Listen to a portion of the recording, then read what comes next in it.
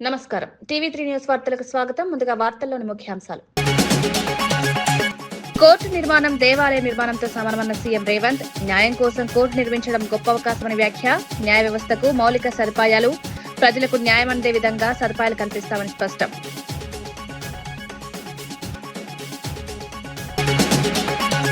తమిళనాడు బోట్ల అక్రమ వేటపై కఠిన చర్యలు. అక్రమ వేట అడ్డుకునేందుకు ప్రత్యేక టాస్క్ ఫోర్స్, స్పీడ్ బోట్లతో సముద్రంలో గస్తీ, మత్స్యకారుల ప్రయోజనాల కోసం చర్యలు.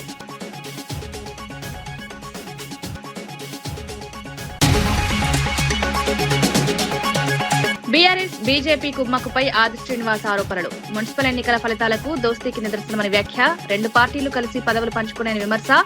ప్రజలను మభ్యపెట్టే రాజకీయాలు జరుగుతున్నాయని ఆరోపణ.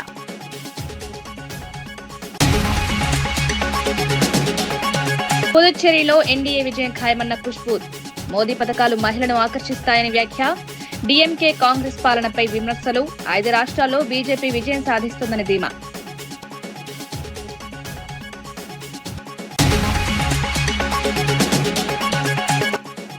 కొత్త రాజకీయ శక్తిగా వస్తామని కవిత హెచ్చరిక. సమస్యలు పరిష్కరించకపోతే పార్టీగా ముందుకొస్తామని ప్రకటన. అవసరమైతే సమ్మెకు వెనకాడమని స్పష్టం. సింగరేణి కార్మికుల కోసం పోరాటం కొనసాగిస్తామని వ్యాఖ్య.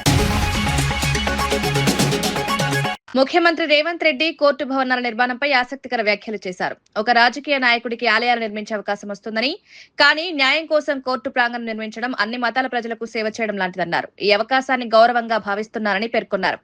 న్యాయ వ్యవస్థకు అవసరమైన మౌలిక సదుపాయాలు కల్పించడం ప్రభుత్వ బాధ్యత అన్నారు. With the top legal minds of India. A day like this comes, but rarely in the life of any political leader.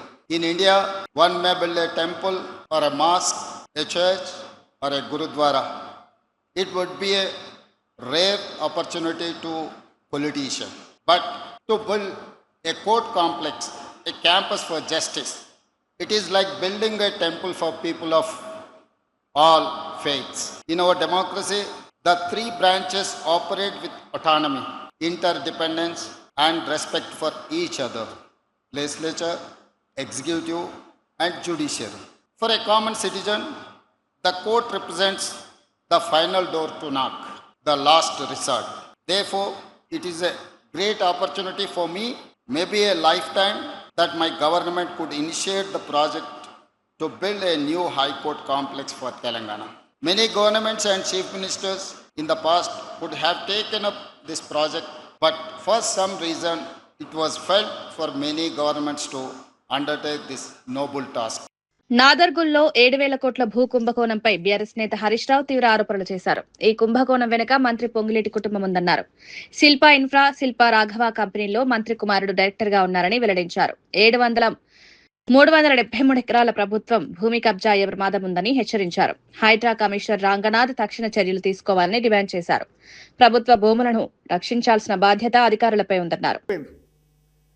రక్షించాల్సిన రక్షకులు కబ్జాదారుల పక్షపాతం వహిస్తున్నారు, కబ్జాదారులకు కొమ్ము కాస్తున్నారు.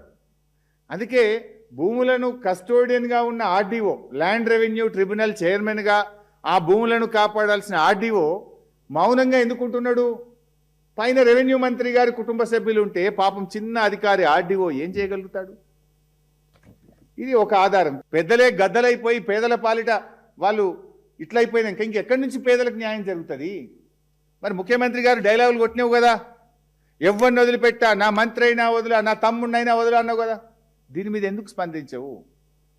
రేవంత్ రెడ్డి, నువ్వు అసెంబ్లీలో మాట్లాడిన మాటలో వీసమెత్తు నిజమున్నా, నీకు నిజాయితీ ఉంటే తక్షణమే హైడ్రాను పంపించి మొత్తం ఆ ఫెన్సింగ్ను కూలగొట్టు, ఆ కాంపౌండ్ వాళ్ళను కూలగొట్టు, ఆ రైతులను అక్కడికి వెళ్ళనీయు, ప్రభుత్వ భూమిగా దాన్ని వెంటనే డిక్లేర్ చేయాలని చెప్పి నేను ఈరోజు డిమాండ్ చేస్తా ఉన్నా. సముద్రంలో తమిళనాడు బోట్ల అక్రమ వేటపై ఏపీ ప్రభుత్వం సీరియస్ గా వ్యవహరిస్తోందని మంత్రి కొల్లు రవీంద్ర తెలిపారు. అక్రమ వేటను అడ్డుకునేందుకు ప్రత్యేక టాస్క్ ఫోర్స్ ఏర్పాటు చేసినట్లు తెలిపారు. ఆధునిక స్పీడ్ బోట్ల ద్వారా సముద్రంలో నిరంతరం గస్తీ నిర్వహిస్తున్నామన్నారు. మెరైన్ బోట్లు ఉపయోగించి అక్రమ కార్యకలాపాలను అరికడుతున్నామని తెలిపారు. ఫిషింగ్ హార్బర్ పై ప్రతిపక్షాలు అనవసర అనుమానాలు సృష్టిస్తున్నాయని విమర్శించారు. మత్స్యకారుల ప్రయోజనాలను కాపాడే దిశగా చర్యలు కొనసాగుతున్నాయని స్పష్టం చేశారు. దీని మీద ప్రభుత్వం చాలా సీరియస్గా ఉంది. గౌరవ ముఖ్యమంత్రి గారు కూడా మొన్న రివ్యూ తీసుకుని అందరికీ ఇన్స్ట్రక్షన్స్ ఇవ్వడం జరిగింది. ఎన్ని బోట్స్ అవసరమైతే అన్ని బోట్స్ని అక్కడ ఏర్పాటు చేసి ఇమ్మీడియట్గా ఆ బోట్లని కంట్రోల్ చేయమని చెప్పడం జరుగుతుంది. ఇప్పటికీ ఆల్రెడీ 3 బోట్లు గస్తీ తిరుగుతూ ఉన్నాయి. ఈరోజు తిరుపతిలో మరొక బోటు కూడా ఏర్పాటు చేయడం జరిగింది. ఇప్పుడు ఒక 2 బోట్లను కూడా తమిళనాడుకు సంబంధించినటువంటి బోట్లను కూడా చేసి పట్టుకోవడం జరిగింది. అయితే దీనికి ఎందుకంటే రేపు ఏప్రిల్ 15th నుంచి మళ్ళీ బ్యాన్ పీరియడ్ ఉంటుంది కాబట్టి నెక్స్ట్ జూన్ 15కి మళ్ళీ బోట్లు వెళ్ళే సమయానికి ఒక 4 బోట్లని 650 హార్స్ పవర్ బోట్స్ని ఏర్పాటు చేసి లాంగ్ లైనర్స్ కేవలం గస్తీ చూడటానికి మాత్రమే 650 హార్స్ పవర్ మోటార్లతో ఇంజన్తో ఉన్నటువంటి బోట్స్ని ఏర్పాటు చేస్తున్నారు. అలాగే మెరైన్ పోలీస్ నుంచి కూడా వాటికి కావాల్సినవన్నీ కూడా ఏర్పాటు చేయడం జరుగుతుంది. Fisheries department, forest department, revenue department, police దాదాపు ఒక 5 డిపార్ట్మెంట్లు ఇన్వాల్వ్ అయ్యి వాటికి కావాల్సినవన్నీ కూడా ఏర్పాటు చేసుకోవడం కూడా జరుగుతుంది. బీఆర్ఎస్ బీజేపీ మధ్య కుమ్మక్కు రాజకీయాలు జరుగుతున్నాయని కాంగ్రెస్ నేత ఆది శ్రీనివాస్ ఆరోపించారు. ఇటీవల జరిగిన మున్సిపల్ చైర్మన్ ఎన్నికల ఫలితాలు ఇందుకు నిదర్శనమని పేర్కొన్నారు. 2 పార్టీలు కలిసి పదవులు పంచుకున్నాయని విమర్శించారు. ఖానాపూర్లో ఈ దోస్తీ బహిర్గతమైందన్నారు. ప్రజలను మభ్యపెట్టే రాజకీయాలు కొనసాగుతున్నాయని నిన్నటి రోజు జరిగినటువంటి ఇబ్రహీంపట్నం మున్సిపల్ ఎన్నికల్లో ఈ రోజు ఖానాపూర్ మున్సిపల్ జరిగినటువంటి ఎన్నికల్లో బీజేపీకి చైర్మన్ పదవి ఇచ్చి వైస్ చైర్మన్ పదవిని బీఆర్ఎస్ పార్టీ తీసుకున్నటువంటిది. అంటే మొదటి నుంచి మేము చెప్తా ఉన్నాం, బీజేపీ బీఆర్ఎస్ పార్టీలు 2 కూడా ఫెవికాల్ బంధంతో విడదీయరాని బంధం, ఫెవికాల్తో అతుకున్నది ఎలా ఉంటుందో అలా ఉంటుందని చెప్పని మేము మొదటి నుంచి కూడా చెప్తున్నాం. నిదర్శనం మాట చెప్తున్నాం. ఈరోజు బీజేపీ రాష్ట్ర అధ్యక్షుడు రామచంద్రరావు గారు మాకు ఏ పార్టీతో పొత్తుండదని చెప్పిన మాట ఓవైపు చెప్తున్నాడు. మరి ఈ అంశం వారి దృష్టికి రాలేదా, ఈ విషయం వారికి తెలదా అని అంటున్నాం. ఈరోజు ప్రజాస్వామ్య గెలుపంటూ మాటలు దాటవేసే ప్రయత్నిస్తున్న కేటీఆర్ గారు ఈ పరిణామాలపైన కిమ్మనుకుంటూ ఎందుకు ఉంటున్నాడనేది కూడా చెప్పాలి. అంటే లోపల 2 పార్టీలు ఒకటే అని చెప్పని ఈ మున్సిపల్ ఎన్నికల ద్వారా తెలిసినటువంటి సందర్భాన్ని గుర్తు చేస్తూ గతంలో కలిసే ఉన్నాయి బీఆర్ఎస్ బీజేపీ, ఇప్పుడు కలిసే ఉన్నాయి, భవిష్యత్తులో కూడా 2 పార్టీలు కలిసే ఉంటుందని చెప్పడానికి నిదర్శనంగా ఈ ఎన్నికలు. ఇప్పుడు దీనికి సమాధానం ఈరోజు బీజేపీ రాష్ట్ర అధ్యక్షుడు రామచంద్రరావు గారు ప్రజలకు సమాధానం చెప్పాలి. కేటీఆర్ గారు ప్రజాస్వామ్య విలువలంటూ ఈరోజు కిమ్మనకుంటూ ఉన్నటువంటి కేటీఆర్ కూడా ప్రజలకు సమాధానం చెప్పాల్సిన అవసరం ఉంది. ఏదేమైనా బీజేపీ బీఆర్ఎస్ ఒకటే అని ఈ తాజాగా మున్సిపల్ ఎన్నికల ద్వారా విదితమైన అంశాన్ని ప్రజలు గమనించాలని చెప్పి సందర్భంగా కోరుతా ఉన్నాను. జాగృతి అధ్యక్షురాలు కవిత కీలక వ్యాఖ్యలు చేశారు. మరో 20 రోజుల్లో కొత్త రాజకీయ శక్తిగా ముందుకొస్తామని ప్రకటించారు.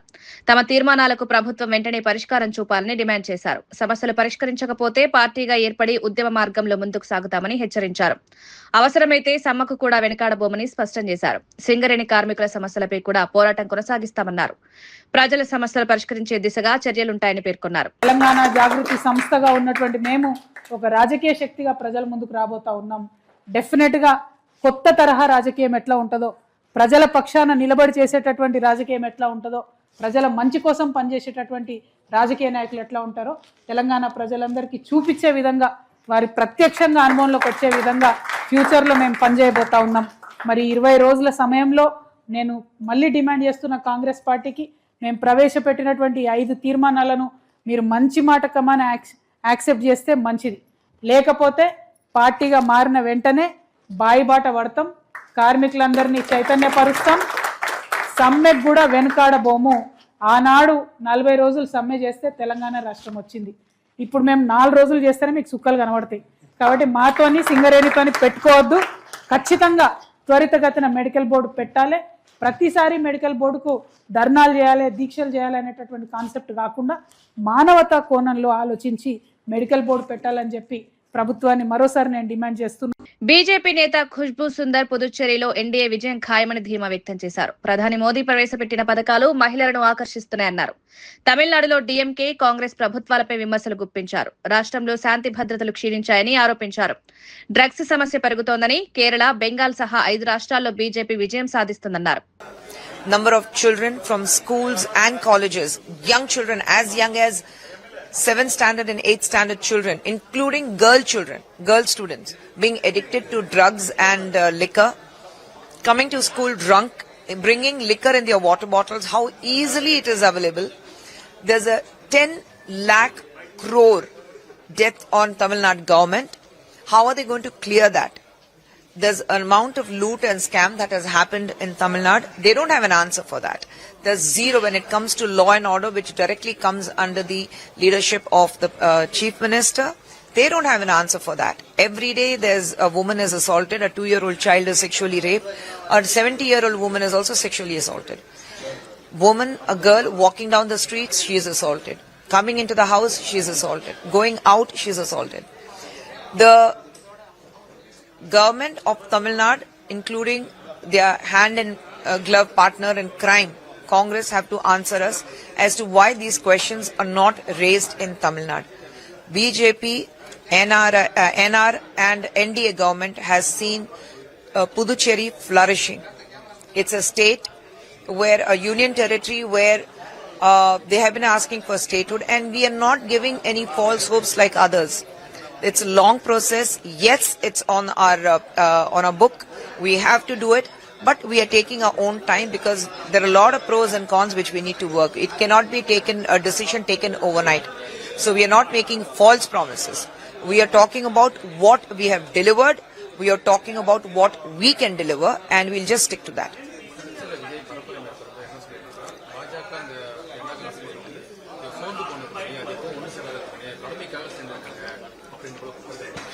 విజయవర్గల్ నా విమర్శ marine IG Gopinath Juvvaladinne fishing harbour ను సందర్శించారు. కావలి, నెల్లూరు రూరల్, సుల్లూరుపేట డీఎస్పీలు మెరైన్ సిబ్బందితో కలిసి పరిస్థితులను పరిశీలించారు. సముద్రంలో జరుగుతున్న వేట విధానాన్ని సమీక్షించారు. తమిళనాడు, పుదుచ్చేరి బోట్లు అక్రమంగా ప్రవేశించకుండా కట్టుదిట్టమైన చర్యలు తీసుకుంటామన్నారు. గత నెల 22 నుంచి నిరంతరం పెట్రోలింగ్ నిర్వహిస్తున్నామన్నారు. హైస్పీడ్ బోట్లను రంగంలోకి దించి మరింత పటిష్టంగా గస్తీ పెంచుతామని పేర్కొన్నారు.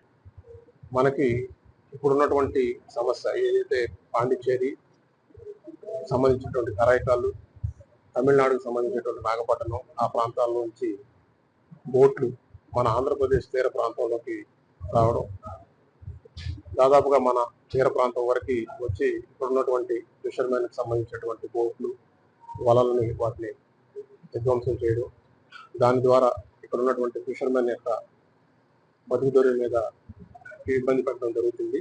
దాన్ని దృష్టిలో ఉంచుకొని ఇప్పటికే ప్రభుత్వం నియమించినటువంటి గ్రూప్ ఆఫ్ మినిస్టర్స్, అదేవిధంగా లోకల్గా ఉన్నటువంటి పబ్లిక్ రిప్రజెంటేటివ్స్, జిల్లా యంత్రాంగం, పోలీసు మరియు మెరైన్ పోలీసు వారు అందరూ కలిసి పలు దఫాలుగా చర్చించి ఆ బోట్లని ఆపడానికి పోయిన నెల 22వ తారీఖు నుంచి పెట్రోలింగ్ అనేటువంటిది ఏరియాలో ప్రారంభించడం జరిగింది. సో దాంట్లో భాగంగా ప్రతిరోజు కూడా ఈ ఫిషరీస్ డిపార్ట్మెంట్ ప్రొవైడ్ చేసినటువంటి ఈ బోట్స్కి పోలీసు, మెరైన్ పోలీసు వారి సిబ్బందిని ఇచ్చి ఈ పెట్రోలింగ్ అనేటువంటిది జరుగుతూ ఉంది.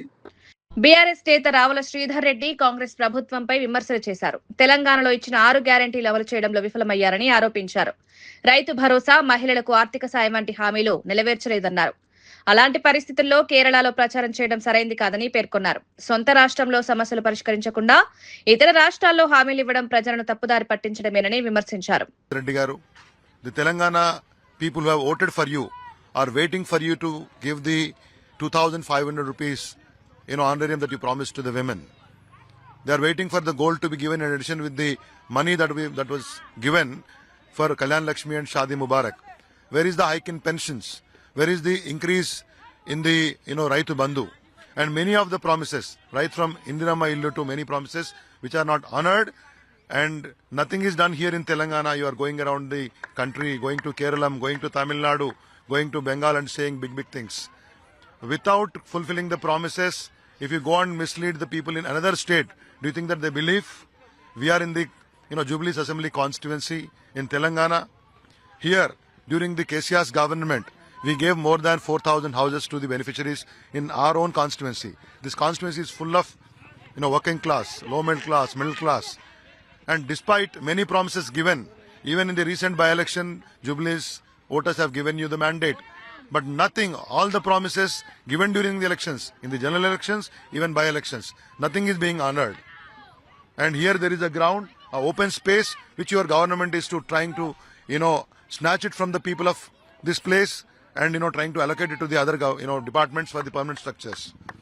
Please realize that all the promises which you are given are not honored, but going and campaigning in other states are not going to help. If this continues, people of Telangana are going to teach you a befitting lesson in the days to come. కేరళలోని కోజికోడ్ జిల్లా బేపూర్ నియోజకవర్గంలో కేంద్ర హోంమంత్రి అమిత్ షా భారీ road show నిర్వహించారు. BJP అభ్యర్థి KP Prakash బాబుకు మద్దతుగా జరిగిన ఈ కార్యక్రమంలో వేలాది మంది కార్యకర్తలు, ప్రజలు పాల్గొన్నారు. అమిత్ షా ప్రజలకు అభివాదం చేస్తూ ఎన్నికల ప్రచారాన్ని ఉత్సాహంగా కొనసాగించారు. రాష్ట్రంలో మార్పు అవసరమని పేర్కొన్నారు. బీజేపీకి మద్దతునివ్వాలని ప్రజలను కోరారు.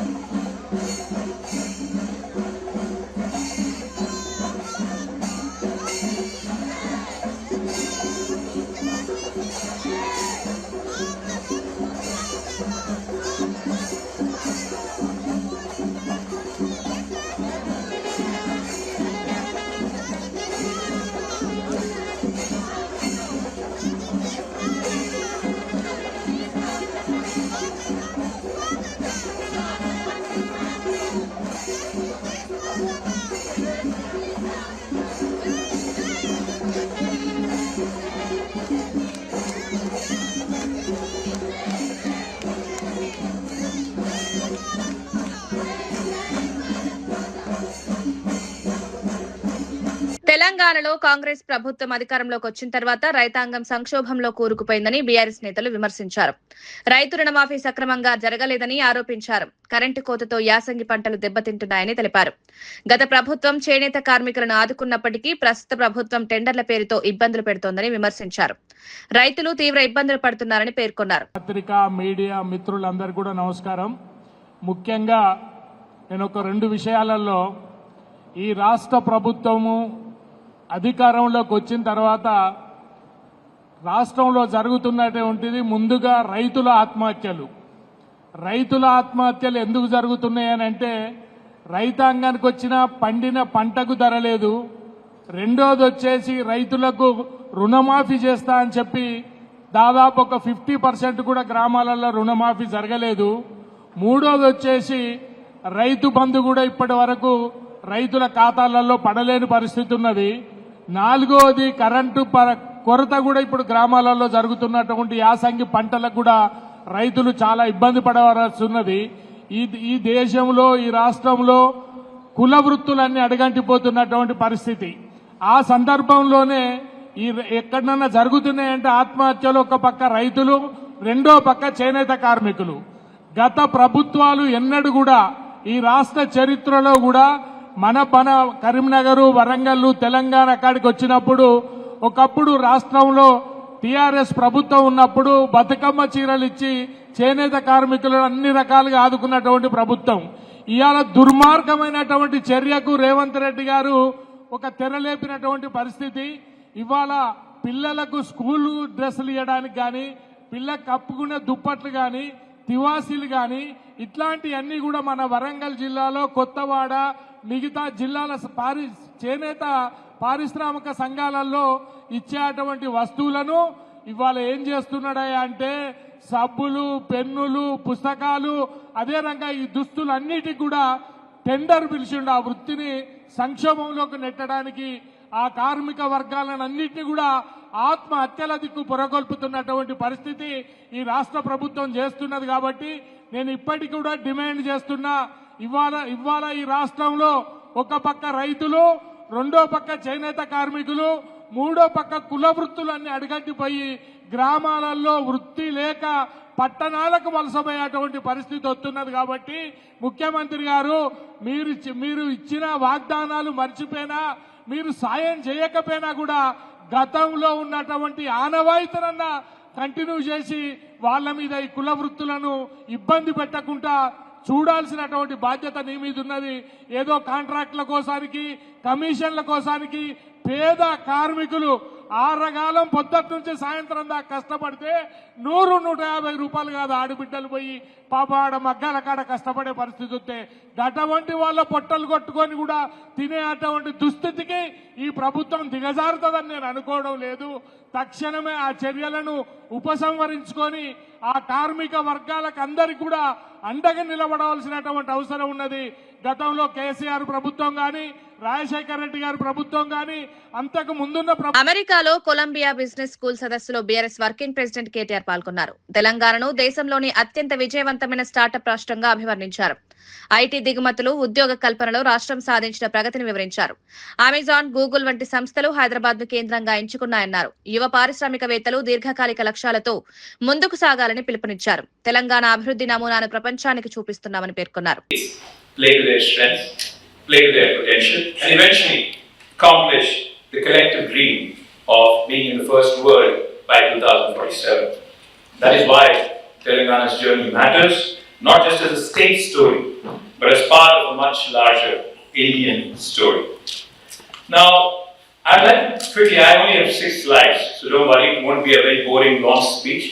I know politicians are in love with mics and their voices. So I'll try and keep it as simple and as quick as possible.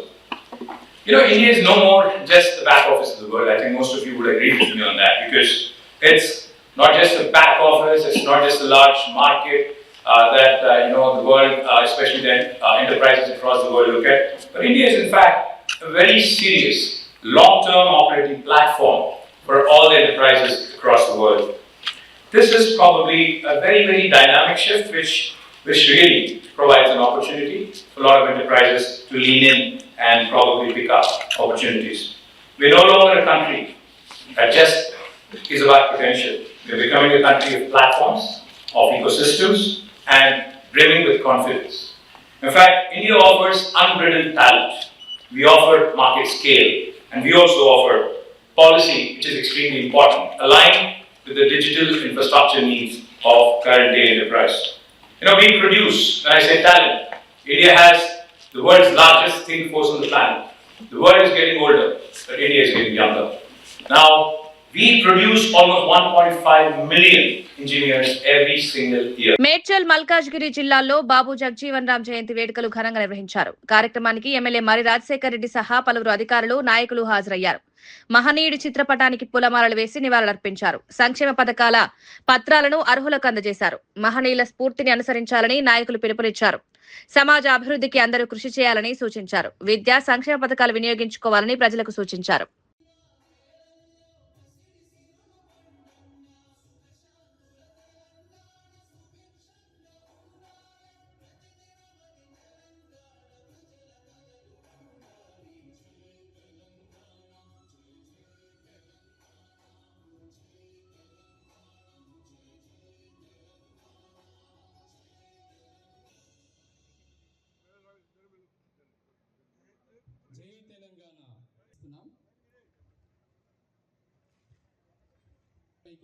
రావాల్సిందిగా విజ్ఞప్తి చేస్తున్నాం.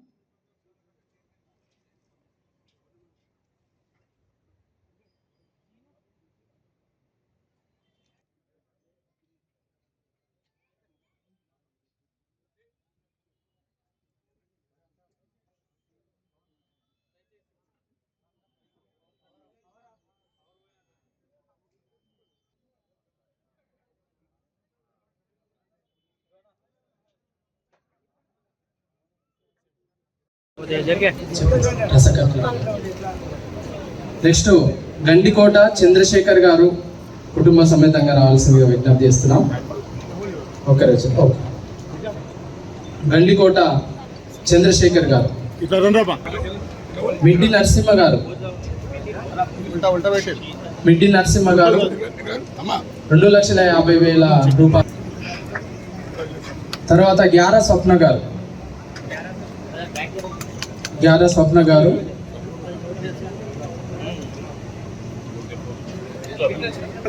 నెక్స్ట్ గైక్వాడ్ దినేష్ గారు, గైక్వాడ్ దినేష్ గారు బాండ్ను స్వీకరించాల్సిందిగా విజ్ఞప్తి చేస్తున్నాం. తర్వాత టి రవి గారు,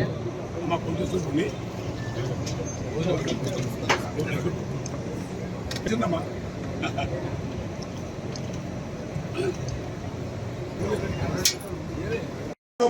ఈ సివిల్ రైట్స్ మినిట్స్ ని వాళ్ళ ముంగడ పెట్టి కలెక్టర్ గారిని కానీ మన అధికారులను కానీ మనం నిలదీసే హక్కు మనకు ఉంటుందనేసి ఈ సందర్భంగా ఆ సివిల్ రైట్స్ ప్రోగ్రామ్ ఇలా సుమారు 10 సివిల్ రైట్స్ ప్రోగ్రామ్ ని కూడా మన వాళ్ళకి తెలియజేసిన. మీకు ఇంకా తెలియని చాలా స్కీమ్స్ ఉన్నాయి, ఎందుకంటే ఇవన్నీ కూడా తెలుసుకోవాల్సిన అవసరం ఉంటది.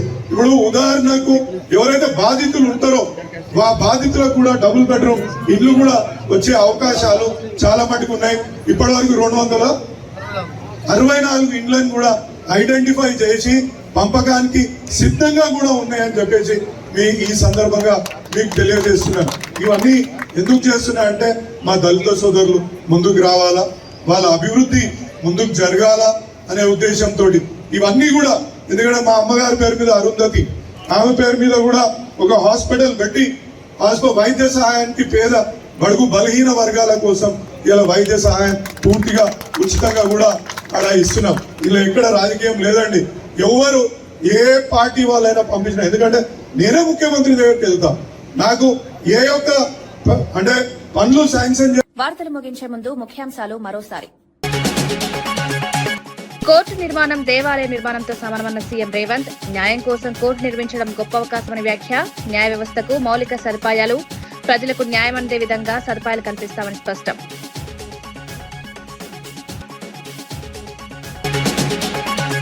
తమిళనాడు బోట్ల అక్రమ వేటపై కఠిన చర్యలు. అక్రమ వేట అడ్డుకునేందుకు ప్రత్యేక టాస్క్ ఫోర్స్. స్పీడ్ బోట్లతో సముద్రంలో గస్తీ.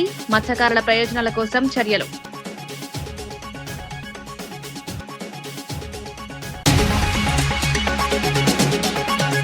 బీఆర్ఎస్ బీజేపీ కుమ్మక్కుపై ఆది శ్రీనివాస్ ఆరోపణలు. మున్సిపల్ ఎన్నికల ఫలితాలకు దోస్తీకి నిదర్శనమని వ్యాఖ్య. 2 పార్టీలు కలిసి పదవులు పంచుకునే విమర్శ. ప్రజలను మభ్యపెట్టే రాజకీయాలు జరుగుతున్నాయని ఆరోపణ.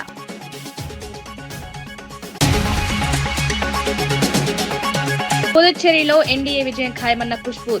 మోదీ పథకాలు మహిళను ఆకర్షిస్తాయని వ్యాఖ్య. డీఎంకే కాంగ్రెస్ పాలనపై విమర్శలు. 5 రాష్ట్రాల్లో బీజేపీ విజయం సాధిస్తుందని ధీమా.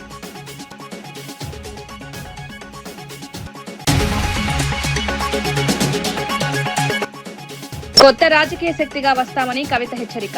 సమస్యలు పరిష్కరించకపోతే పార్టీగా ముందుకొస్తామని ప్రకటన. అవసరమైతే సమ్మెకు వెనకాడమని స్పష్టం. సింగరేణి కార్మికుల కోసం పోరాటం కొనసాగిస్తామని వ్యాఖ్య.